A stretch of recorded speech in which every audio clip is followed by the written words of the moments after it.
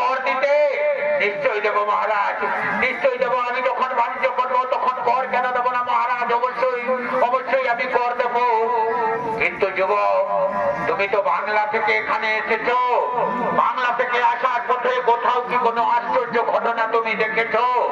হ্যাঁ মহারাজ, ঠিক কথা বললে মহারাজ তুমি। আমি আসার পথে সমুদ্রে কমলে কামিনী রূপ দর্শন করেছি মহারাজ। আমি আসার পথে সমুদ্রে কমলে কামিনী রূপ দর্শন করেছি।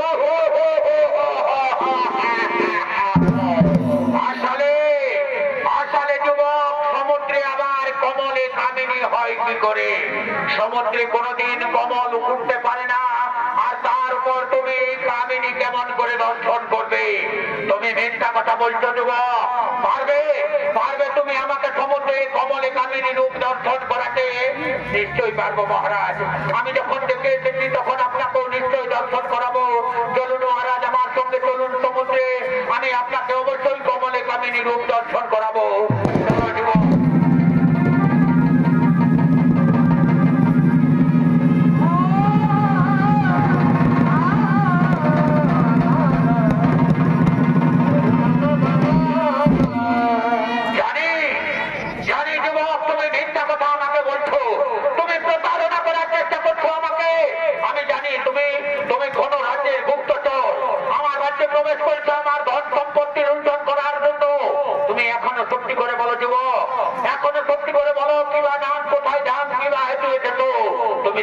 কমলে কামিনী রূপ দর্শন করাতে পারলে না।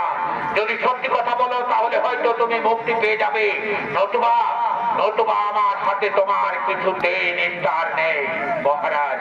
মহারাজ আমি যা বলেছি সত্য বলেছি মহারাজ, সত্য বই মিথ্যা বলিনি মহারাজ। শোনো মন্ত্রী সেনাপতি জনগণ, এই যুবক কিছুতেই সত্য কথা বলবে না। একে ব্যবসার কাজ করতে করতে নিয়ে যাও উত্তর মশানে। যদি সত্যি কথা বলে তবে একে ছেড়ে দেবে, নতুবা এই কাঁটা মন্ড তোমরা আমার কাছে নিয়ে আসবে। একে ব্যবসা কাজ করতে করতে নিয়ে যাও উত্তর মশানে।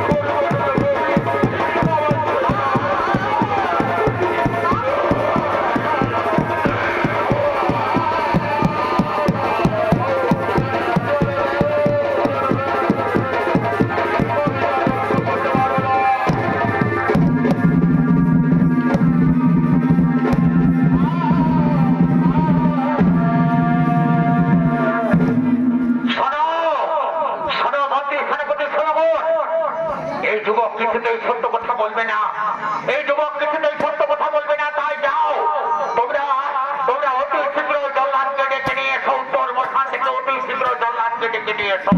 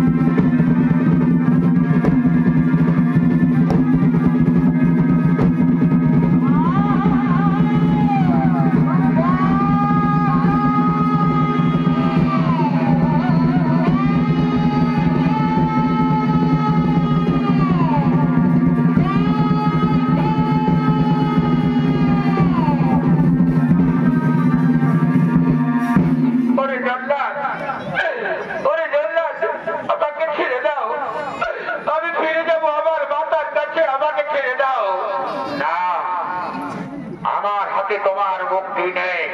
শোনো যুবক, এখনো সময় রয়েছে, এখনো সময় রয়েছে, সত্যি কথা বলো। কিবা নাম কোথায় ধান, কিবা হেতু এই সিংহল নিবে তোমার আগমন। বললাম তো জল্লাদ, আমি বাংলা থেকে এসেছি, ব্যবসা করার জন্য এসেছি। আমার নাম শ্রীমন্ত। তোমাদের রাজা কিছুতেই বিশ্বাস করতে চাইছে না। ছেড়ে দাও, ছেড়ে দাও, আমি আমার মায়ের কাছে ফিরে যাব। ছেড়ে দাও, কিছুতেই তোমাকে ছেড়ে দেব না যুবক, কিছুতেই তোমাকে ছেড়ে দেব না।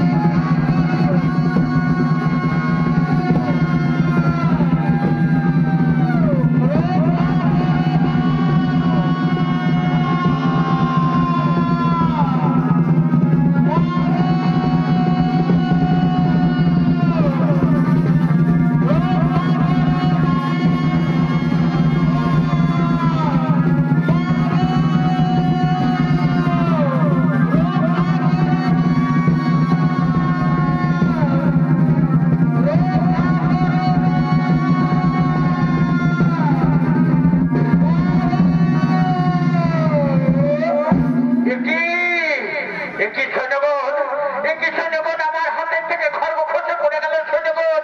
আমার শরীরের সমস্ত শক্তি কেমন যেন ক্ষীণ হয়ে আসছে। এই বুড়ি কি যেন বিড় করে মন্ত্র উচ্চারণ করছে, আর আমার শরীরের সমস্ত শক্তি কেমন যেন ক্ষীণ হয়ে আসছে। আমি কিছুই বুঝতে পারছি না। যাও যাও, তোমরা মহারাজকে বলে দাও এই যুবককে আমি কিছুতেই হত্যা করতে পারবো না, এই যুবককে আমি কিছুতেই হত্যা করতে পারবো না।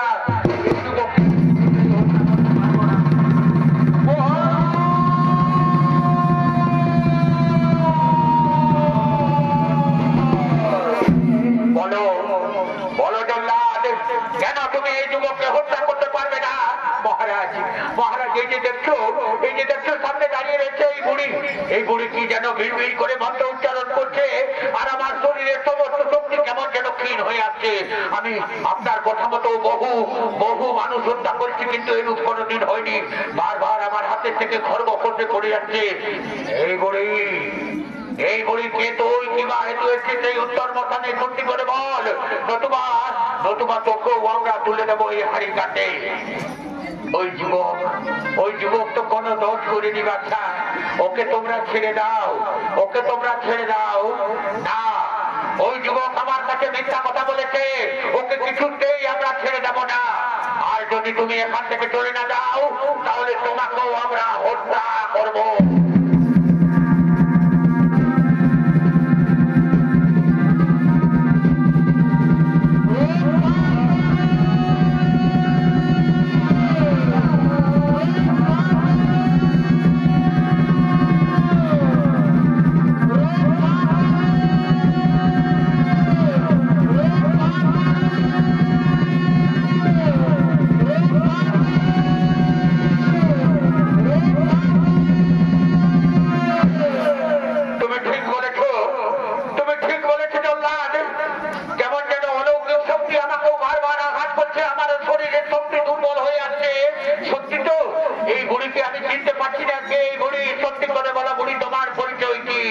সত্যি করে বলো নতুবা কেন এমন হচ্ছে?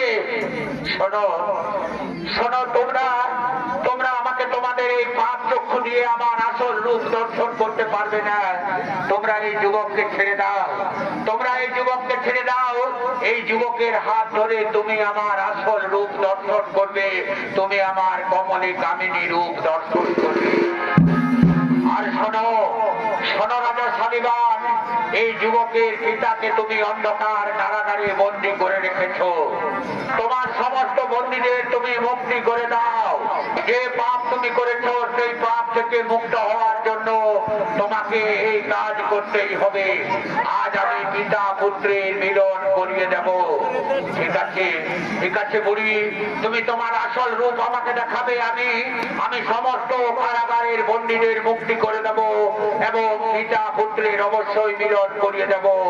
ওঠো বৎস, ওঠো, যাও, তোমরা অন্ধকার কারাগার থেকে এর পিতাকে নিয়ে এসো, আর সমস্ত বন্দীদের মুক্তি করে দেবে এবং এর পিতাকে নিয়ে আসবে। আজকে আমি পিতা পুত্রের মিলন করিয়ে দেব।